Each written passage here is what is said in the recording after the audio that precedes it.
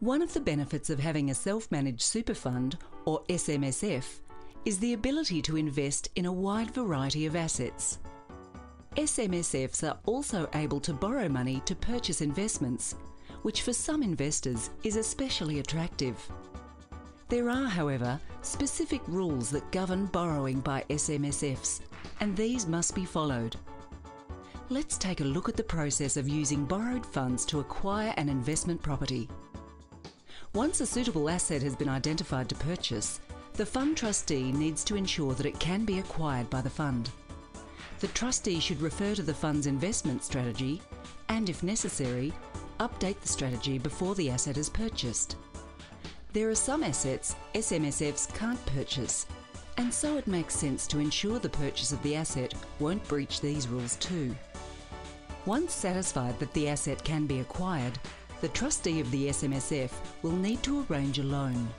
The type of loan that must be taken out is called a limited recourse loan, and the finance can be provided by either a related party of the SMSF or a financial institution such as a bank.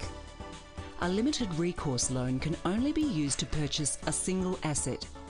If more than one asset is to be purchased, there needs to be a loan in place for each asset. This is where things can get confusing, and it pays to make sure that you seek our advice prior to signing a contract to purchase.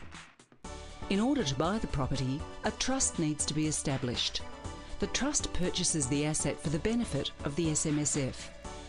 The trust is recognised as the legal owner of the property, while the SMSF is the legal beneficiary of the property purchased.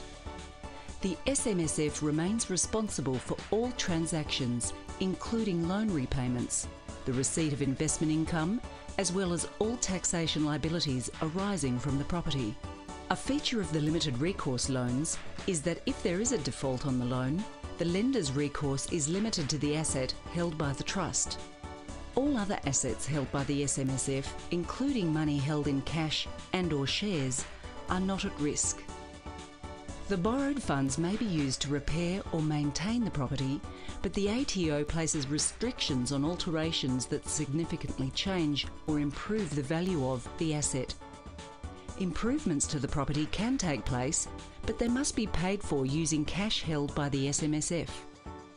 The loan can be repaid from rental income, employer and/or personal super contributions, income earned from other investments owned by the SMSF, or by selling the property and repaying the outstanding debt. The rent and any capital gains are taxed at the standard superannuation or pension tax rates. Once the loan is repaid in full, the SMSF has the right to take ownership of the property. It is essential to consult with us prior to buying a property with an SMSF, especially when borrowing money, as the financial penalties if you get it wrong can be significant.